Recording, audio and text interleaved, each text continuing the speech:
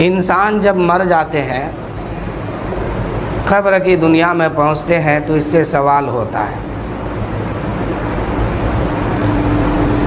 ان کے سامنے فرشتے آتے ہیں جس کو منکر نکیر کہا گیا، اور یہ آ کر کے مردے کو جھنجھوڑ کر اٹھاتے ہیں۔ اس کے بعد سوال کرتے ہیں من ربک، تیرا رب کون ہے؟ اس سوال کی ضرورت کیوں پڑ گئی؟ منہا خلقناکم کا 3 پہلو ہے کہ فرشتے یہ سوال کیوں کرتے ہیں۔ اللہ نے حکم دیا اے فرشتوں اس سے اب سوال کرو، تو پہلا سوال ہوتا ہے من ربک۔ اگر میت ایمان والا ہے تو کہہ دیتا ہے کیا؟ ربی اللہ، میرا رب اللہ ہے۔ پتہ چل گیا کہ یہ مشرک نہیں ہے، اللہ کو ماننے والا ہے۔ پتہ چل گیا کہ کسی پتھر کی پوجا کر کے نہیں آیا، کسی ندی کی پوجا کر کے نہیں آیا، کسی پیڑ کو پوج کر کے نہیں آیا، کسی چاند اور سورج کی پوجا کر کے نہیں آیا، یہ اللہ کی پوجا کر کے آیا۔ فرشتے یہی جانچ رہے ہیں کہ تم جو آئے ہو تو کس کو مان کے آئے ہو، پوجا کس کی ہو۔ جب میت کہتی ہے ربی اللہ، میرا رب اللہ ہے، تو پتہ چل گیا کہ اب یہ مشرک نہیں ہے، یہ مشرک نہیں ہے، اللہ کو ماننے والا ہے۔ اللہ تعالیٰ ارشاد فرماتا ہے ابھی دوسرا سوال کرو، اسی لیے کہ اب دوسرا سوال ہوتا ہے ما دینوں کا، تمہارا دین کیا ہے۔ اس لیے کہ اللہ کو ماننے والا عیسائی بھی ہے، اللہ کو ماننے والا یہود و نصرہ بھی ہے، اللہ کو ماننے والا بہت قسم کے لوگ ہیں۔ عیسائی اس کو کہتے ہیں، یہودی اس کو کہتے ہیں جو حضرت موسیٰ علیہ السلام کے ماننے والے ہیں، جو کہتا ہے کہ میں اللہ کو مانتا ہوں، میرا نبی موسیٰ علیہ السلام ہے، وہ یہودی ہے۔ جو کہتا ہے کہ میں اللہ کو مانتا ہوں، میرا نبی عیسیٰ علیہ السلام ہے، وہ بھی عیسائی ہے، وہ بھی کامیاب نہیں ہے۔ اس لیے کہ میرے نبی کے آنے کے بعد اب یہ کہنا درست نہیں ہے کہ میرا نبی عیسیٰ علیہ السلام ہے، میں اللہ کو مانتا ہوں۔ اب کہنا ہوگا کہ میرا نبی محمد الرسول اللہ صلی اللہ علیہ وآلہ وسلم ہے اور میں اللہ کو مانتا ہوں۔ تو دوسرا سوال ہوتا ہے کہ مذہب پوچھو اس کی، کہ اسلام کو مان کے آیا ہے کہ کسی اور دھرم کو مان کے آیا۔ تو دوسرا سوال ہوتا ہے ما دینوں کا۔ اب یہاں عیسائی چھانٹے گئے، یہود و نصرہ چھانٹے گئے، اور جو مذہب کے لوگ ہیں سب کے سب چھانٹے گئے، بچا کون؟ اسلام والا۔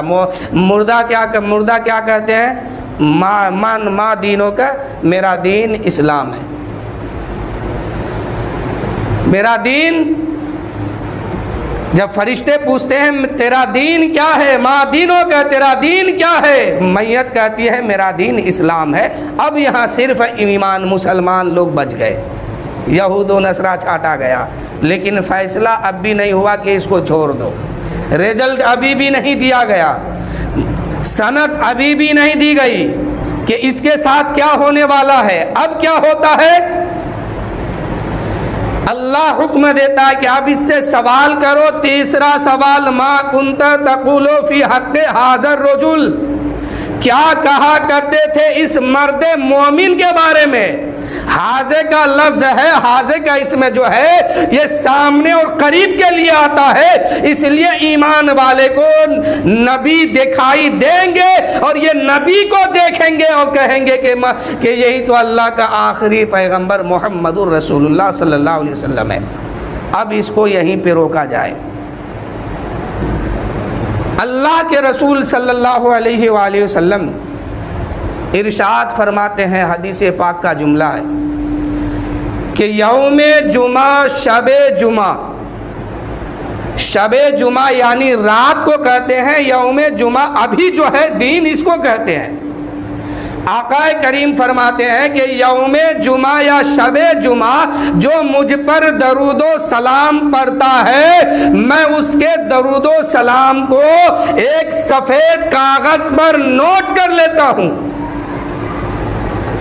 آگے آقا فرماتے ہیں جو یوم جمعہ شب جمعہ مجھ پر درود و سلام پڑھتا ہے اللہ تعالیٰ ایک فرشتے کو متعین فرماتا ہے، وہ فرشتہ میری بارگاہ میں اس درود و سلام کو لا کے پیش کر دیتا ہے، اور کیسے پیش کرتا ہے؟ جیسے راجہ کی بارگاہ میں پبلک جو ہے کوئی تحفہ پیش کرتی ہے ادب کے ساتھ، ایسے ہی وہ فرشتہ اس درود و سلام کو لے کر کے حضور کی بارگاہ میں پیش کر دیتے ہیں۔ اب میرے نبی فرماتے ہیں کہ صرف پیش نہیں کرتے ہیں، وہ فرشتہ کہتے ہیں یا رسول اللہ فلاں جگہ سے آپ کی ایک امتی، اس کا نام یہ ہے، اس کے باپ کا نام یہ ہے، اس کے دادا کا نام یہ ہے، اس کے پردادا کا نام یہ ہے۔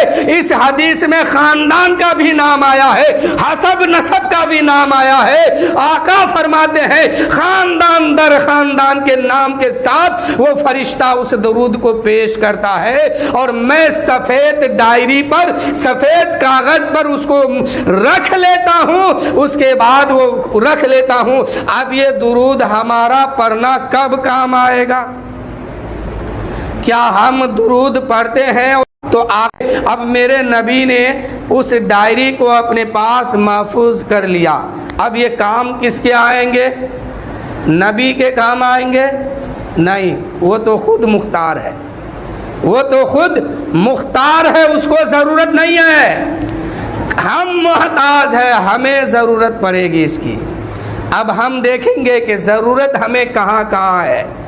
جیسے ایک باپ اور بیٹے کا رشتہ ہے، بیٹا چھوٹا ہے، باپ سے پیسہ مانگا 1 روپیہ دے دیا، دوسرا دن 10 روپیہ، چوتھا دن اور کچھ، اسی طرح کرتے کرتے جب ضرورت آگے بڑھ گئی تو بیٹے نے کہا بابا اسکول جانا ہے، سائیکل چاہیے، سائیکل دے دیا، کہا 1000 روپیہ چاہیے، دے دیا۔ اگر وہ بیٹا 1000 کے بدلے میں 1 لاکھ مانگتا ہے تو وہ باپ نہیں دیتا ہے، لیکن ہاں اگر اس بچے کو 1 لاکھ کی ضرورت پڑ جائے تو وہ باپ 1 لاکھ نہیں 10 لاکھ کی ضرورت کو پورا کر دیتے ہیں۔ اب نبی ہمیں یہ کہاں دیں گے؟ اس درود کو جو میرے آقا نے سفید کاغذ میں رکھا ہے، یہ ہمارا فائدہ کہاں آئے گا اور کہاں دیں گے؟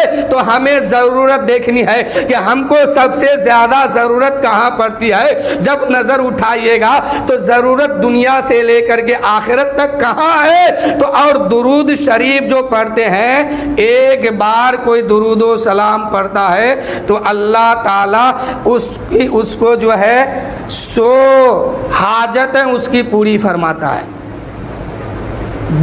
30 دنیا میں اور 70 آخرت میں۔ ایک بار درود شریف پڑھنا یہ 100 حاجت کو اللہ تعالیٰ پوری فرماتا ہے، 30 دنیا میں اور 70 آخرت میں۔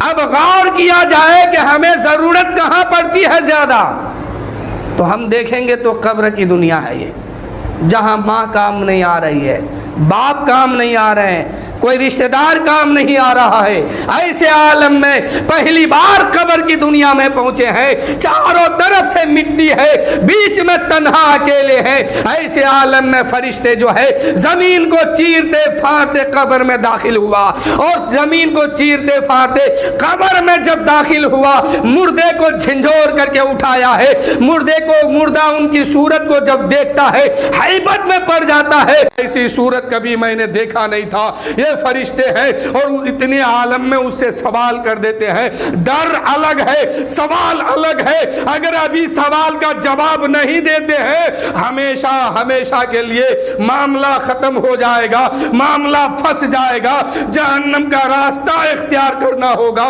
ایسے عالم میں فرشتے پوچھتے ہیں من ربک ما دینک ما کنت تقول فی حق حاضر رجل، کیا کہا کرتے تھے اس مرد کے بارے میں؟ فرشتے کے سوال پر میت جو ہے پریشانی میں پڑ گیا ہے، پریشانی کی گھڑی میں ہے، پریشانی میں مبتلا ہے، اتنے میں فرشتے پوچھتے ہیں اے مرنے والے بتا اس مرد مومن کے بارے میں کیا کہتا ہے جو تمہارے سامنے ہے؟ کھڑے ہیں منکر نکیر سر پر، نہ کوئی حامی نہ کوئی یابر، بتا دو آ کر میرے پیغمبر کہ سخت مشکل جواب میں ہے۔ اتنے میں فرشتے کہتے ہیں اے مرنے والے بتا تمہارے سامنے جو شخص ہے ان کے بارے میں تم کیا کہتے ہو؟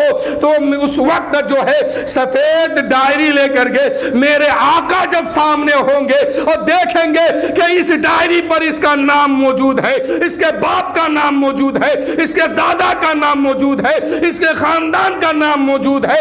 ادھر فرشتہ کہیں گے جلدی بتا یہ اس کے بارے میں کیا کہتا تھا، یہ جو مرد سامنے ہے ان کے بارے میں کیا کہتا تھا؟ حضور دیکھیں گے اس کا نام میرے ڈائری پر موجود ہے۔ آقا فرمائیں گے اے فرشتوں ان سے پوچھتے ہو میرے بارے میں کیا، مجھ سے پوچھو ان کے بارے میں۔ اس لیے ہم درود و سلام پر زیادہ دھیان دیتے ہیں کہ ہمیں یہاں بھی کامیاب ہو، ہم وہاں بھی کامیاب ہو، جہاں ہمارا کوئی مددگار نہ ہو وہاں میرے آقا مددگار بن جائے۔ تو میرے دوستو ہم جو درود پڑھتے ہیں فجر کے بعد جمعہ کے بعد، یہ اللہ کا احسان ہے کہ وہ درود پڑھنے والوں میں پیدا فرما دیا ہے۔ اس لیے ہر وقت درود شریف پڑھا کیجئے۔ اور آقا کی ایک حدیث اور بھی ہے، صحابہ نے ایک بار سوال کر دیا یا رسول اللہ ابھی تو اسلام ابتدائی میں ہے، مکہ اور مدینہ میں ہے، ایک دور تو ایسا آئے گا کہ یہ اسلام پوری دنیا میں پھیلے گا اور رب کا وعدہ بھی ہے کہ کوئی کچا پکا گھر نہیں بچے گا جس میں اسلام کا کلمہ داخل نہیں ہوگا، ہر گھر میں اسلام کا کلمہ پہنچے گا، ہر گھر میں قرآن بھی پہنچے گا، ہر گھر میں شریعت پہنچے گی، کوئی گھر دنیا میں بچ نہیں پائے گا۔ ایسے عالم میں صحابہ کہتے ہیں یا رسول اللہ یا حبیب اللہ ابھی اسلام مکہ میں ہے، ابھی اسلام مدینہ میں ہے، لیکن میرے آقا اے پیارے آقا پوری دنیا میں اسلام جب پھیل جائے گا اور ہم سب جب اس دنیا سے چلے جائیں گے، آپ بھی تشریف لے جائیں گے، ابھی تو ہم آپ کو دیکھتے ہیں اور فرشتے قبر میں پوچھیں گے ہم آپ کو دیکھے ہیں، ہم آپ کا چہرہ پہچانتے ہیں، ان کے سوال کا جواب ہم دے دیں گے، لیکن یا رسول اللہ 1400 سال کے بعد، 1300 سال کے بعد، 1200 سال کے بعد، 1000 سال کے بعد کوئی دنیا سے جائیں گے، فرشتہ ان سے یہی سوال کریں گے کیا؟ میرے نبی فرماتے ہاں ان سے بھی یہی سوال ہوگا، 200 سال کے بعد جو مرا ہے ان سے بھی یہی سوال ہوگا۔ اے صحابہ آج کے بعد جب بھی کوئی اس دنیا سے جائے گا، چاہے مجھے دیکھے چاہے مجھے نہ دیکھے، سوال اس سے ہوگا کہ محمد الرسول اللہ کے بارے میں کیا کہتے ہو، اس مرد مومن کے بارے میں کیا کہتے ہو، اس نبی کے بارے میں کیا کہتے ہو؟ تو یا نبی کا لفظ نہیں ہے، محمد الرسول اللہ کا بھی لفظ نہیں ہے، لفظ صرف فرشتہ اتنا سا کہیں گے کہ اس مرد کے بارے میں کیا کہتے ہو جو تمہارے سامنے موجود ہے۔ تو صحابہ نے سوال کیا یا رسول اللہ ہم لوگوں نے تو دیکھ لیا ہے، آپ کو پہچانتے ہیں، آپ کی صورت کیا ہے ہم نے جانا ہے، لیکن یا رسول اللہ ہم سب کے بعد میں جو دنیا میں آئیں گے کلمہ پڑھ کے مسلمان ہوں گے وہ آپ کو دیکھا نہیں ہے، آپ کی سیرت کو نہیں دیکھا ہے، آپ کی صورت کو نہیں دیکھا ہے، آپ کا چلنا نہیں دیکھا ہے، آپ کا کھانا نہیں دیکھا ہے، آپ کا آرام کرنا نہیں دیکھا ہے، آپ کا بولنا نہیں دیکھا ہے، آپ کی شکل و صورت کو نہیں دیکھا ہے، وہ کیسے پہچانیں گے جب مر کے قبر میں جائیں گے اور فرشتہ سوال کریں گے سامنے آپ ہوں گے، وہ کیسے آپ کو پہچان لیں گے؟ تو میرے نبی فرماتے ہیں اے صحابہ جو جتنا کثرت سے مجھ پر درود و سلام پڑھے گا اتنا ہی جلد وہ قبر میں مجھے پہچان لے گا۔ میدان حشر میں پہچاننے کا طریقہ، قبر میں پہچاننے کا طریقہ یہ ہے کہ جو جتنی محبت اللہ کے رسول سے رکھا ہے وہ اتنا ہی جلدی قبر میں بھی پہچانے گا، حشر میں بھی پہچانے گا اور میدان حشر میں پہچانے گا۔ تو حضور کو پہچاننے کے لیے اس دنیا میں درود و سلام کا تحفہ حضور کی بارگاہ میں زیادہ سے زیادہ بھیجا کیجیے۔ ایک حدیث اور ہے درود و سلام کے بارے میں بہت سارے حدیث ہیں. ایک حدیث میں آقا فرماتے ہیں کہ جب مجھ پر کوئی سلام پڑھتا ہے، جب مجھ پر کوئی درود شریف پڑھتا ہے، اللہ تعالیٰ ایک فرشتے کو متعین کرتا ہے. وہ فرشتہ نور کی تھالی میں اس درود پاک کو سجا کر کے میری بارگاہ میں پیش کرتا ہے. اس کا نام بتاتا ہے، اس کے باپ کا نام بتاتا ہے، اس کے دادا کا نام بتاتا ہے، اس کے قبیلے کا نام بتاتا ہے، اس کے خاندان کا نام بتاتا ہے، کہاں رہنے والے ہیں اس جگہ کا نام بتاتا ہے. اور جو عاشق میری محبت میں ڈوب کر کے درود و سلام بھیجتا ہے، اب یہاں فرشتے لا کے نہیں دیتے ہیں، میں خود اس کی آواز کو، اس کے درود پڑھنا کو اپنے کان سے سنتا ہوں. اس لیے اب زیادہ سے زیادہ درود پاک پڑھا کیجئے. ہم اکثر دیکھتے ہیں کچھ لوگ جمعہ پڑھ کے بھاگ جاتے ہیں، کچھ لوگ نماز فجر کے بعد سلام نہیں پڑھتے ہیں اور بھاگ جاتے ہیں. اے میرے دوستو، اس رسول پر خدا سلام بھیجتا ہے. جس رسول پر آپ درود و سلام بھیجنے سے کتراتے ہیں، آپ درود و سلام پڑھنے سے دور بھاگتے ہیں، اس رسول کو جو ہے خدا درود و سلام بھیجتا ہے. قرآن اٹھا کے دیکھیے، ان اللہ و ملائکتہ یصلون علی النبی یا ایھا الذین آمنوا صلوا علیہ وسلموا تسلیما. خدا ہو کر کے سلام بھیجے، خدا ہو کر کے درود بھیجے، اور بندہ ہو کر کے، امتی ہو کر کے بھاگنے لگا ہے. تو میرے دوستو، آج بھاگ جاؤ گے، کل قبر میں پھنس جاؤ گے. اس لیے کہ جہاں کوئی کام نہیں آئے گا وہ اللہ کے رسول کی رحمت کام آئے گی. قبر میں جو خدا کی رحمت متوجہ ہوتی ہے بندے کے طرف، اس لیے کہ بندے کو قبر میں رکھا گیا. اب وہاں کوئی نہیں جا رہا ہے، نہ اس کی دولت، نہ شہرت، نہ عزت، نہ رتبہ، نہ باپ، نہ ماں، نہ رشتہ دار، نہ خاندان، نہ برادر، کوئی نہیں جا رہا ہے. ایسے تنہے تنہا خالی زمین پر اس کو لٹا کے آ گیا، اوپر سے مٹی ڈال دی. ایسے عالم میں اس کو زندہ کیا جاتا ہے. وہ بولتا ہے، سنتا ہے، بھاگنے کی کوئی جگہ نہیں ہے. اسی کے گھر والے اس کو ایسا دفنایا کہ اب وہ بھاگ بھی نہیں سکتا ہے. اب اللہ کی رحمت جو اس کے قبر کے طرف متوجہ ہوگی، وہ صرف اور صرف رسول پاک کے صدقے میں ہوگی. اور اسی رسول پر درود پڑھنے سے کتراتے ہیں، اسی نبی پر درود و سلام پڑھنے سے بھاگتے ہیں. جو نبی ہمیں کھانے کا طریقہ کے بتا دیا، سونے کا طریقہ بتا دیا، شادی بیاہ کا طریقہ کے بتا دیا، جو رسول ہمیں نماز بھی لا کے دیا ہے، قرآن بھی لا کر کے دیا ہے، ہماری رہبری رسول نے وہ کیا ہے کہ ہم کو پکا سچا ایمان والا بنا دیا. آج اس رسول کی بارگاہ میں سلام پڑھنے سے بھاگتے ہیں. میرے دوستو، کلمہ پڑھنے کا دو طریقہ ہے. ایک زبان سے کلمہ پڑھنا، ایک دل سے پڑھنا. کلمہ زبان سے پڑھنا یہ یزیدیوں کا طریقہ ہے. میدان کربلا میں تمام یزیدی جو کلمہ پڑھا تھا وہ زبان سے پڑھا تھا، اور تمام حسینی جو کلمہ پڑھا تھا وہ زبان سے بھی پڑھا تھا، دل سے بھی پڑھا تھا. تو پکا مسلمان بننے کے لیے دل سے بھی پڑھنا ہوگا، زبان سے بھی پڑھنا ہوگا. خالی زبان سے ادا کر لینے سے نہیں ہوگا. اس دل میں حب آل محمد بھی ہو اور رسول کی بھی محبت ہو، تب جا کے ہمارا کلمہ پڑھنا کام آئے گا. اور اگر ہم رسول پر سلام ہی پڑھنے سے بھاگ جائیں تو یہ محبت کی دلیل کہاں سے ہے؟ اگر ہم رسول پر درود پڑھنے سے پیچھے ہٹ جائیں، محبت کی دلیل کہاں ہے؟ محبت کہاں ہمارے سینے میں ہے؟ محبت تو تب ہوگی جب ہم اس رسول کے ناموس رسالت کے لیے اپنی جان قربان کرنے کے لیے تیار رہیں گے.